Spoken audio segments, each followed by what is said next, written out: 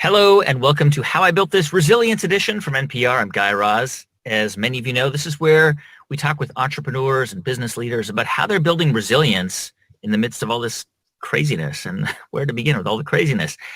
In the window next to me is Cynt Marshall. She is the CEO of the Dallas Mavericks. And like so many businesses this year, the NBA had to come up with a completely new game plan back in March after it announced that the remainder of the season would be postponed. And then this summer, the NBA brought players back to a self-contained bubble in Orlando to finish out the season. There's a lot to manage there for any NBA leader. Cynt Marshall, CEO of the Dallas Mavericks, welcome to the show. Thank you. It's good to be here. How are you today? I'm well, as good as can be, really, right? Given the circumstances, great to have you. If you are watching on Facebook or Twitter or YouTube or however you're watching, LinkedIn, please submit your questions for Cynt. Any questions about the NBA, about managing a big organization in crisis, please keep them coming. So Cynt, just before we kind of launch into it, can you kind of give us a sense of what it means to be the CEO of an NBA team, versus like an owner or a general manager? Like what does a CEO of an NBA team do? Okay, and it's great to be here. So thanks for having me. I manage the business side of it. So ticket sales operations, serving our fans, making sure that we have a full house in the arena when we play at home, are the marketing, brand identity, sponsorships, player relations. So it's everything except, so the three of us report to Mark Cuban. So I have the business side, Rick Carlisle is our head coach, and Donnie Nelson is the general manager, all the scouting and all of that. So I don't scout, I don't coach, I handle the business side. And before we talk about the business side, I think this was your second season as the CEO, right? Yeah, I came at the end of the 17-18 season. So I came at the end of that. So, and then I had the 18-19 season, the 19-20 season, and then we'll go into our next one. So yes. So just a little bit of backstory here. I know you're an East Bay native because I'm here in the East Bay in Oakland, California. You grew up in Richmond and went to Cal, to Berkeley. And then you lived on the East Coast most of your career. And then in 2017, you had started a consulting firm. You'd started your own consulting firm that specialized in leadership, diversity, inclusion. And somehow you got an email or text from some guy named Mark Cuban that you didn't even know who he was. And he said, "Hey, can we talk about, I'm looking for somebody to run the Dallas Mavericks." What's the story? How'd that happen? That is kind of embarrassing that I didn't know him, but no, it's not. Totally, it's cool. Actually, it's better that you didn't know who he was. No, it is. I mean, I worked, I worked for AT&T for 36 years. So 25 years of that was right there in the Bay Area. Then moved to North Carolina, was there for 6.5 years. Then I came to Dallas to do culture transformation and HR work and something completely different for AT&T. And after 6 years of that, retired. And so you're right. I started my consulting company and, had a couple of big clients and working on that. And then on February 21st, 2018, I started getting all these text messages. And actually, I thought it was one of my kids. I have 4 kids. So I thought it was one of my kids looking for money. So I handed my husband the phone and said, one of the kids need money. They're blowing up the phone, kind of, handle it. And then he came back and said, I think you need to return this call. It's Mark Cuban. And so, of course, I asked him who was that and all that. And so when I went to see him, he talked to me about a Sports Illustrated article that had just come out and was very genuine about wanting a culture transformation. About just to clarify, this was the article that came out about like 20 years of, like I think it was like sexism and a lot of and this was a pretty devastating article about the culture of the Dallas Mavericks. And Mark Cuban, he came to you saying, we got to begin to fix this problem. Yeah, he said, I need your help. I need your help. And so we talked for about almost an hour. And I still hadn't decided that I was going to do it. And then 2 women talked to me as I was leaving his office. And so I came back the next day. And wait, what'd they say to you? They said, like, please, we need you. Yeah, they did. They said, are you the person who Mark Cuban said is going to come in and save us? I said, well, first of all, I do not have the power or ability to save anybody.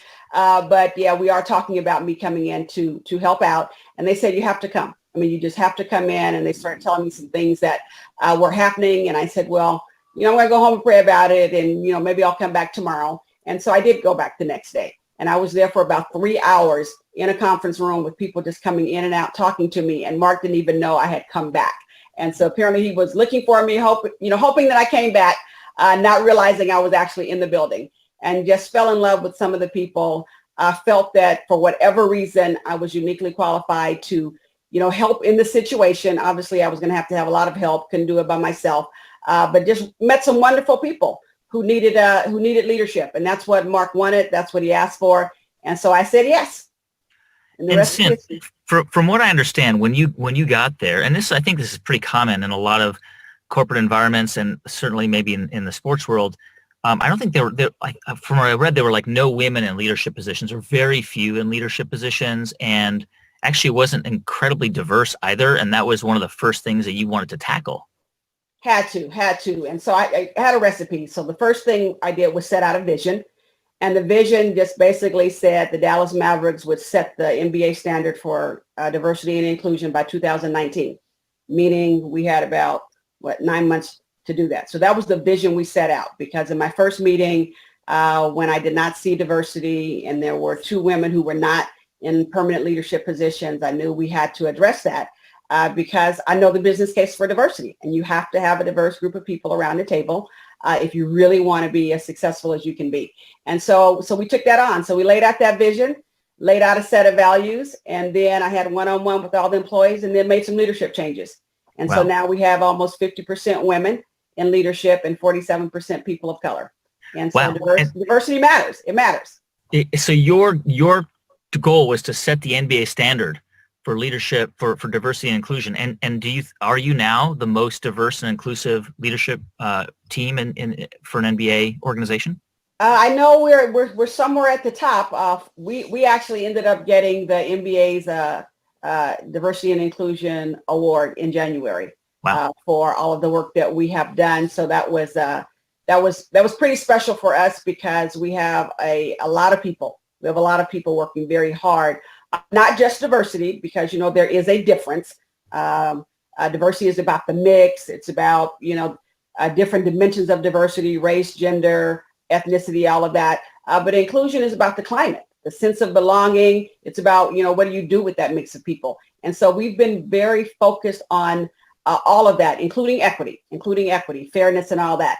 And so to have it recognized by the NBA was big for us. I mean, obviously, we still have a lot of work to do. We'll always have a lot of work to do. But I think we've made some progress. It definitely looks different and feels different from March of 2018, according to what the folks are telling me. I'm just curious, Cynt, I think it's such a cool story, your story. Were you even an NBA or basketball fan before they reached out to you? Yes, I was. I had on some sweats of another team, actually. Okay. So yes, but I am diehard Mavs now. I had to fold up all of my Bay Area stuff, and of course take on the Mavs. And so yes, I was actually I was a fan. But it's interesting because they reached it. I mean, when they found, you had no experience in the sports world. You worked for AT&T, and you worked in the corporate world, and which is it's so interesting that they sought you out, and that it sounds like you basically came in and said, I'll do this job, but I've got to make some big changes here, and it sounds like you were supported in that endeavor. Oh, I was definitely supported by Mark. I mean, he wanted to see some changes, and so.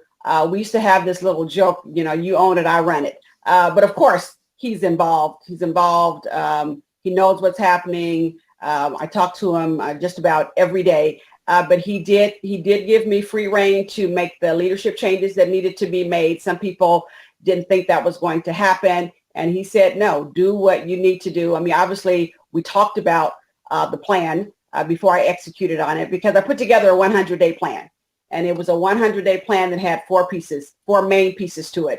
The first piece was to model zero tolerance. That's the first thing we needed to do, was complete an investigation. We had a separate investigation going on, but then I also had one that I launched internally as well. And to really let people know that we have zero tolerance. For sexism, for racism. Inappropriate behavior, sexual harassment, misconduct, and false allegations. I mean, all of it. We're just not going to tolerate it. And so that means that if some people need to go, then they need to go. And then we had the second piece was to develop a Mavs women's agenda. I mean, we needed an agenda that focused on women, empowering women, elevating women, letting them know that they could be in leadership positions as well. So we even started an employee resource group called Women of the Mavs Empowering Network. So really just getting that focus on women. And then we laid out a whole culture transformation agenda. What needs to happen around here? What's our diversity and inclusion strategy? How are we going to address culture? What kind of culture surveys are we going to do? How are we going to find out what people want? What's going to make this a great place to work? And then just basic operational effectiveness, looking at gender pay equity, looking at market-based compensation, performance reviews, just the basic things you need to run a business, which is what I have been used to for 36 years. Wow. So it's a 4-part plan, and it had several hundred initiatives underneath it. We were very transparent. We put it, in fact, hold on, I have a copy of it here. Can you see it? Yeah. I wrote it on an airplane. I literally wrote it on an airplane. And so we put it on big poster boards. So we were very transparent. Yeah. And so we told everybody, here's what we're going to do.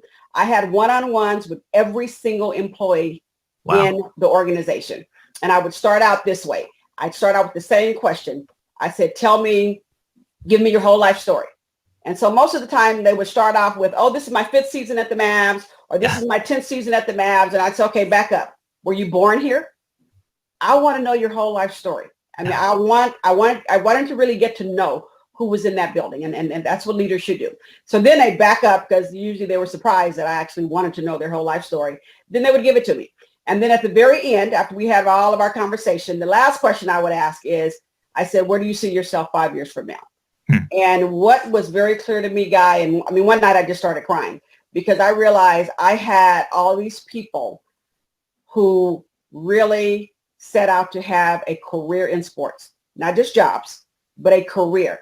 And all of a sudden I'm leading these people. And so my job is to make sure they get to have the careers in sports that they wanted to have, just like the career in communications that I was able to have.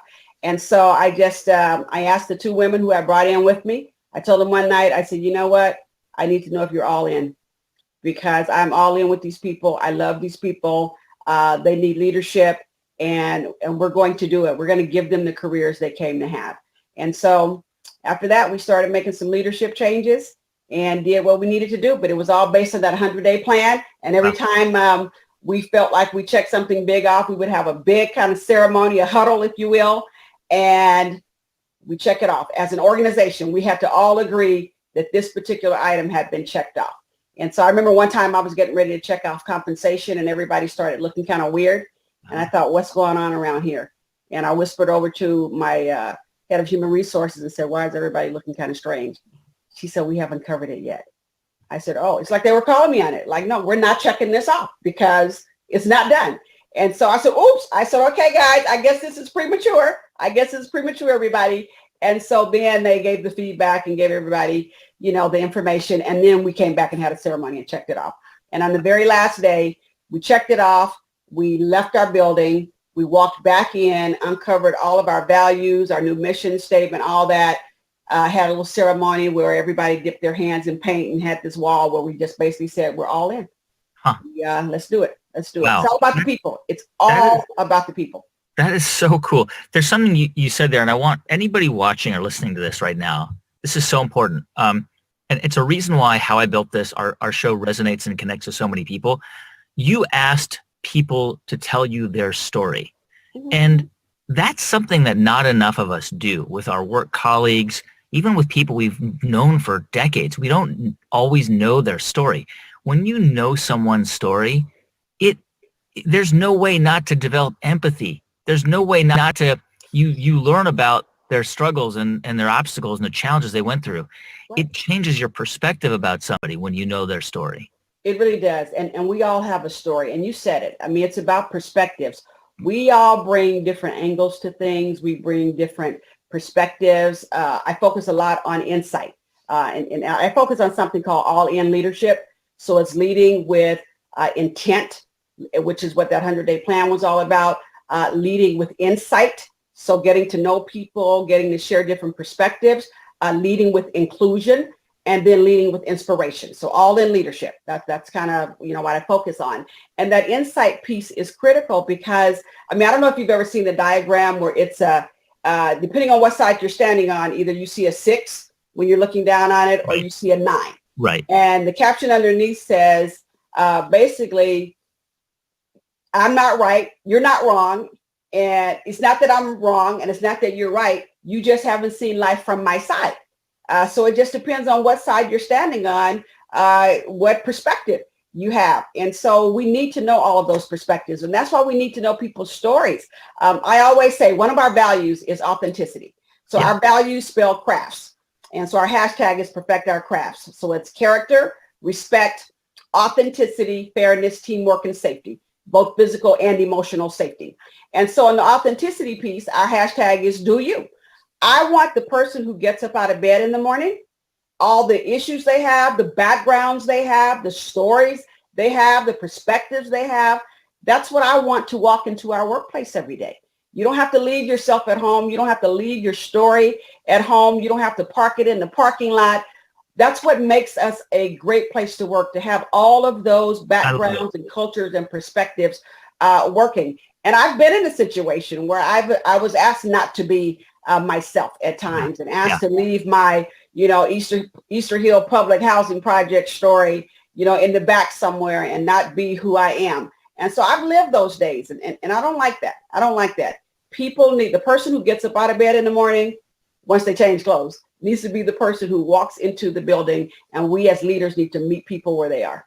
I love that so much, because for 25, 30 years, the conventional wisdom was leave your own personal thing at home. You check it at the door or whatever. But you're so right. It's so inauthentic. You want employees who bring their whole self to their jobs.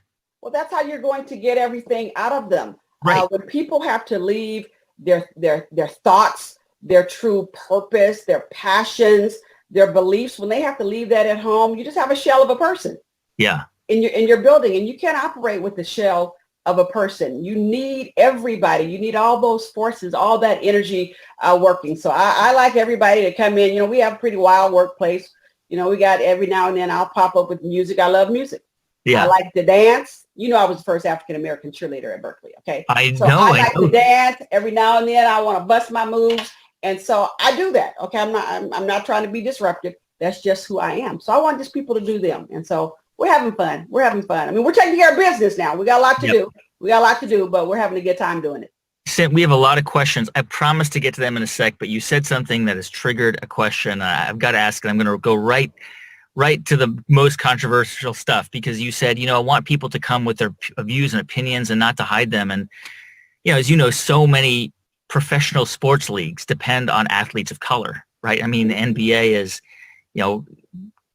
case number one on that. And yet so many owners, and I'm not going to mention names. You can Google them if you're watching. I'm not talking about Mark Cuban, but so many owners of these teams often hold views at odds with the players on their teams, and even with some fans. Some of them have been major contributors to this president, for example, who, you could argue that, a lot of players are, might I think could legitimately say that the policies and the ideas that this administration holds run counter to their own communities. Do you think we're at a time and a place now where players will start to, or will be able to, hold owners more accountable for their public positions and views? Here's what I'll say to that. And obviously I can talk about the Mavs. I can talk about what's happened with the NBA. You have we're playing in the bubble with a court that says Black Lives Matter. Okay. Yeah. Because our players decided that they wanted to be able to speak out. They weren't at home. They're not in their home markets. So they're not able to do some of the things they would normally do when you have this kind of a situation like we've been in post George Floyd public lynching. And so for the players to say, we want to take a stand. We want to have something on our jerseys. We want to speak out on this. They're grown men. They're grown men. They're able to do that. But it's not just the players. It's all of us. At the Mavs, we launched something called Mavs Take Action.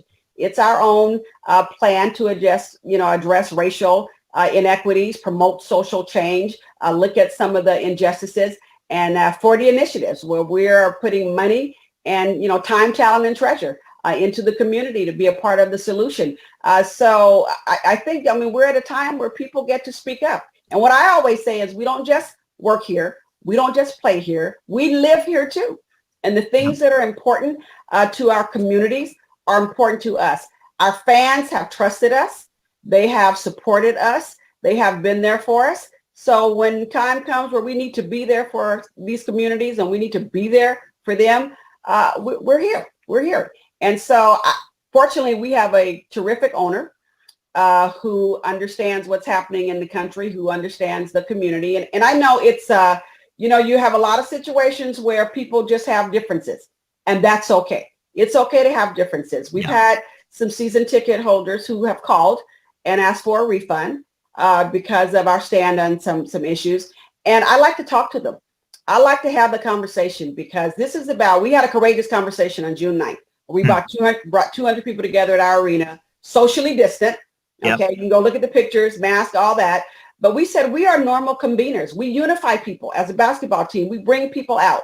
So we're going to have this socially distant, courageous conversation. We're going to talk about the reactions to the George Floyd situation. We're going to talk about biases and stereotypes and all that. Our theme was listen, learn, unite, because that's what it's about. Listening to each other, learning our stories, learning what people are going through on all sides, and then uniting around an action plan to move this country forward, because we still have some issues to address. And some of these issues are 400 years old.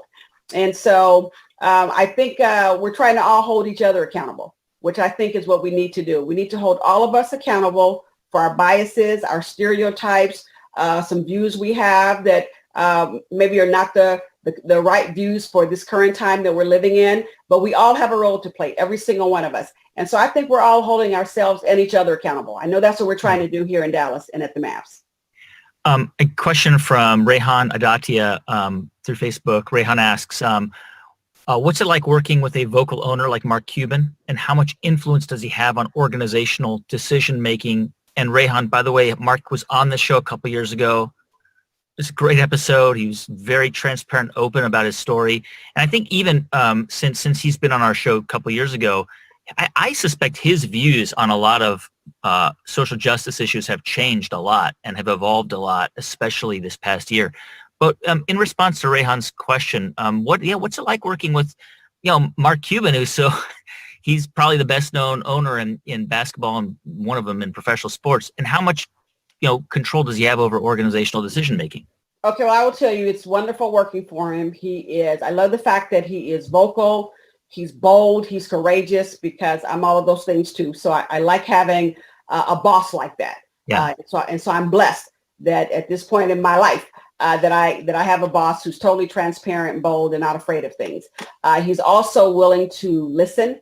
He's willing to learn. He's open to new ideas. I mean, we all know he's brilliant. Okay, we know he's brilliant. We know he's smart, all of that.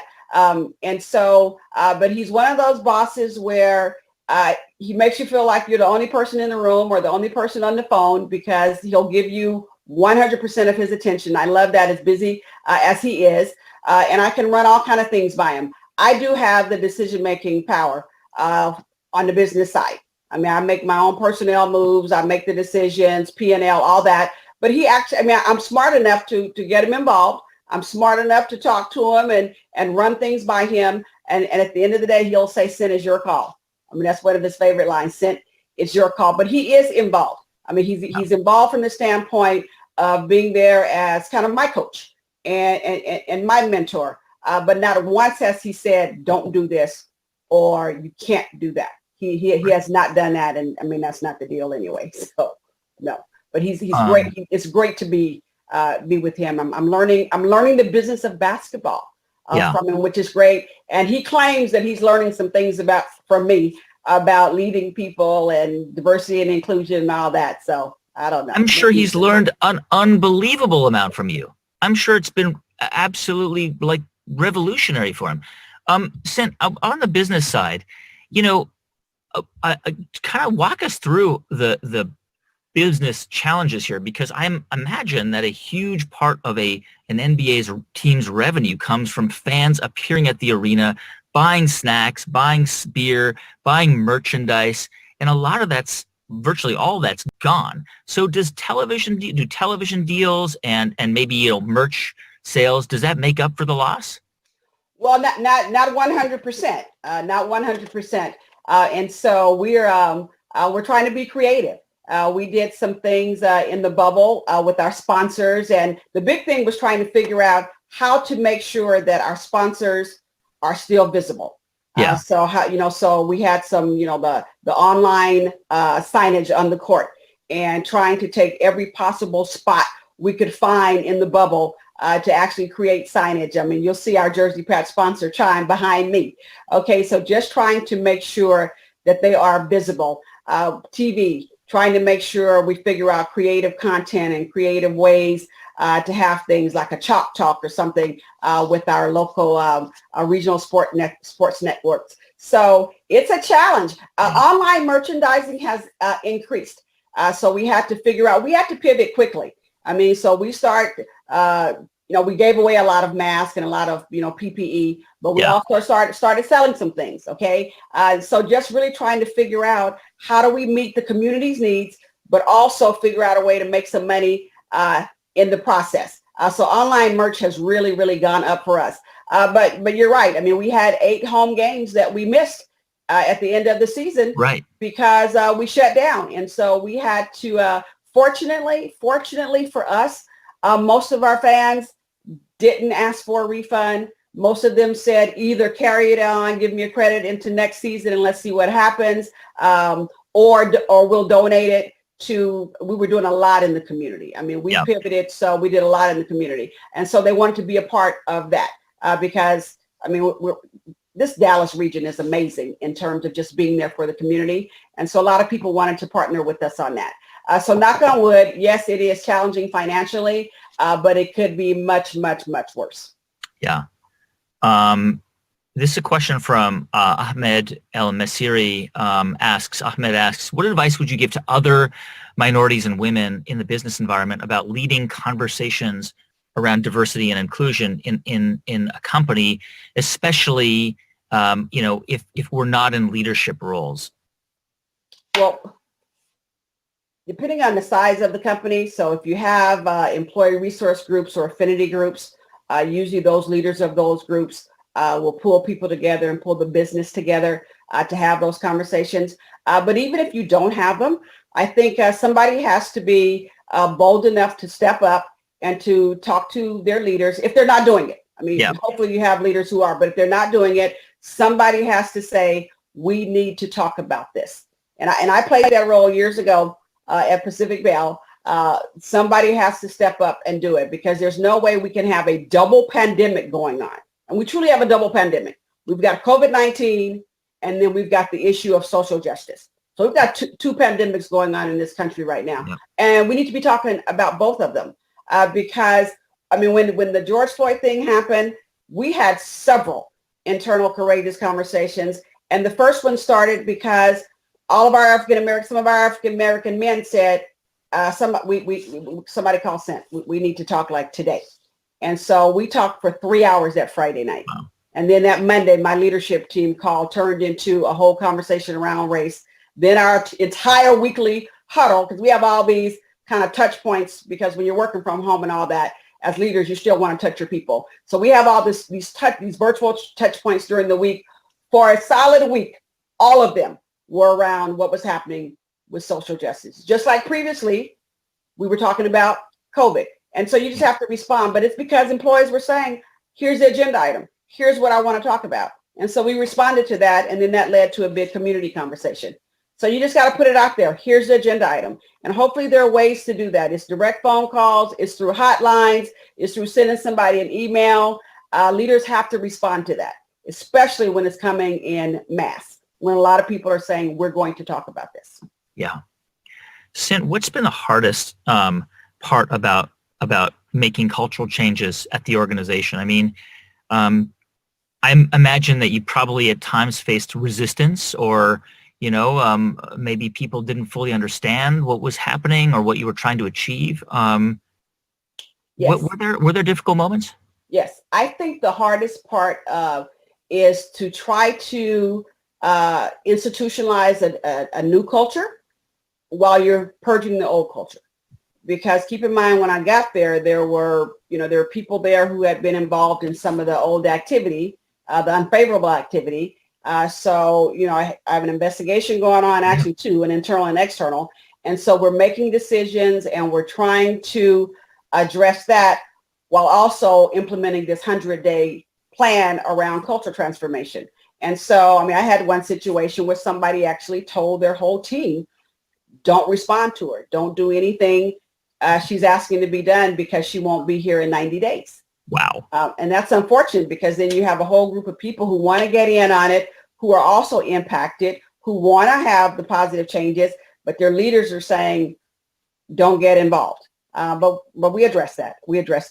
But you have to just keep going. When you know that it's a good plan, you know that you've talked to people, you know it's right for people, you have to do it. I always say people matter, and that's all that matters. And one of my favorite quotes is, people don't care how much you know until they know how much you care. And when you have a plan that's about caring for people, that's about doing the right thing, you just got to keep going, and you got to get that culture in and purge the old culture. You can't have all these subcultures going on. And it's not easy, but you have to be committed to do it. You have to have a group of people with you who want to do it. You can't do it by yourself, but it can be done. Cynt, the hardest part about this conversation for me is you're turning me into a Dallas Mavericks fan. Yay! We have such a great team. Yes. Oh my God. We have such a great team. In fact, we had Dwight Powell, who's one of our players who just made the NBA Community Assist. He just got the Community Assist Award yesterday. So we're big in the community. And then, of course, we have Luka Doncic, who made the NBA All Team, the first team. So we just have great players. We have some really, really good people. Yes. All right, before I let you go, I don't want to leave. I know. Come on, come by. Come, let's hang out. We'll hang out after this. You're in the East Bay. Okay, I'll have to get on the plane one day. A lot of people are wondering whether professional sports is going to be changed forever, or at least for the medium term, right? Fans might be scared to go back to arenas and stadiums, and some people are wondering whether there'll ever be a return to normal professional sports as they existed before, March 2020. What do you think? Do you think that the NBA, let's say there's a vaccine and, we slowly build up herd immunity through a vaccine. Do you imagine that, like, in the fall of 2021, when the season starts again, it'll be back to normal? I sure hope so. Oh my goodness. But I think a lot of that has to do with just what's happening, obviously, in our country. And so we need the vaccine. We need to wear our mask. We need to wash our hands, keep our distance, all that. But I'm optimistic. I'm an optimistic person, if you can't tell. Yeah. And so I think we will slowly work our way back. But I will tell you, the NBA is totally focused on safety, which is why we ended up in the bubble. Safety first. Safety first. And so once it's deemed safe, we'll be back in there. And so we're making plans.